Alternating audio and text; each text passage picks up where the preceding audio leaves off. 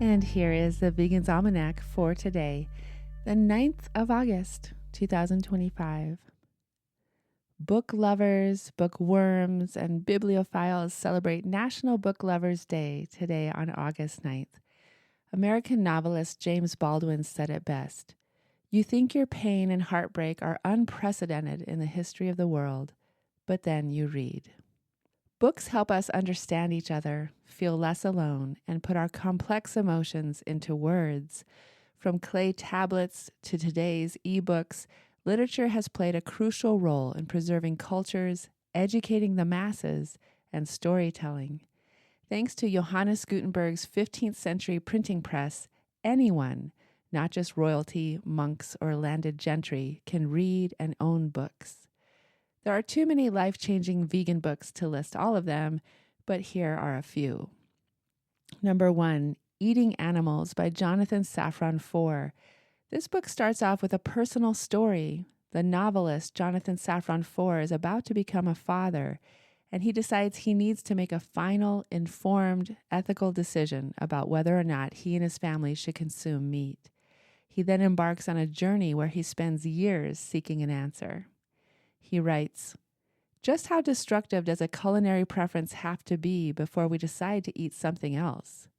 If contributing to the suffering of billions of animals that live miserable lives and quite often die in horrific ways isn't motivating, what would be?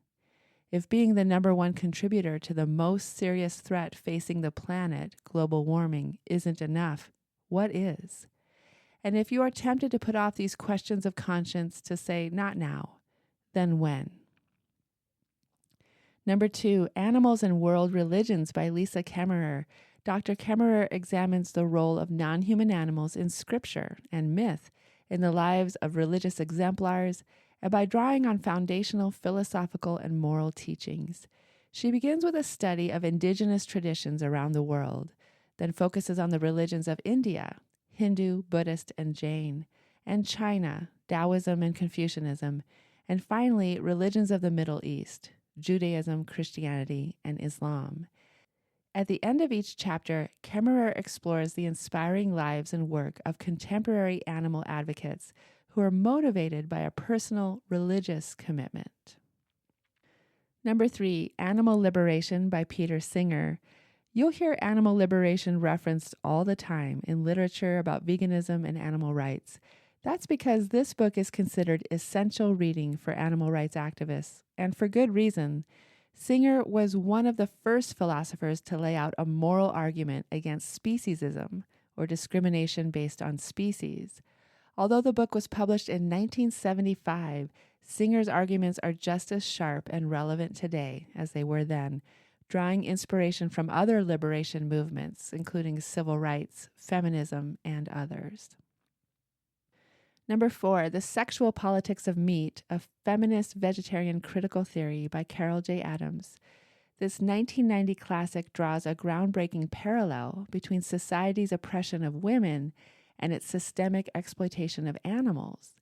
Adams points out an age-old link between patriarchal values and meat eating, arguing that objectification, fragmentation, and consumption are common themes in the way our society portrays, treats, and discusses women and animals. Veganism, Adams argues, is therefore a way to challenge patriarchal society. This provocative read has been changing minds and starting conversations since its publishing date. And number 5, Liberate, Animal Liberation Above the Law, Stories and Lessons on the Animal Liberation Front, Animal Rights Activism, and the Animal Liberation Underground by Peter Young.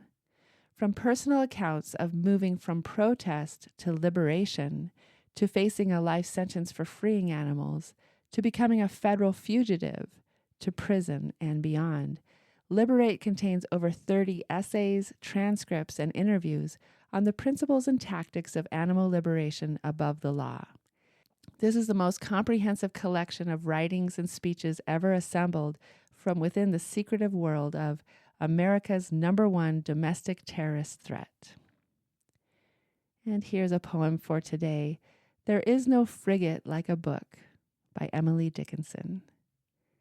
There is no frigate like a book to take us lands away, nor any coursers like a page of prancing poetry. This traverse may the poorest take without a press of toll.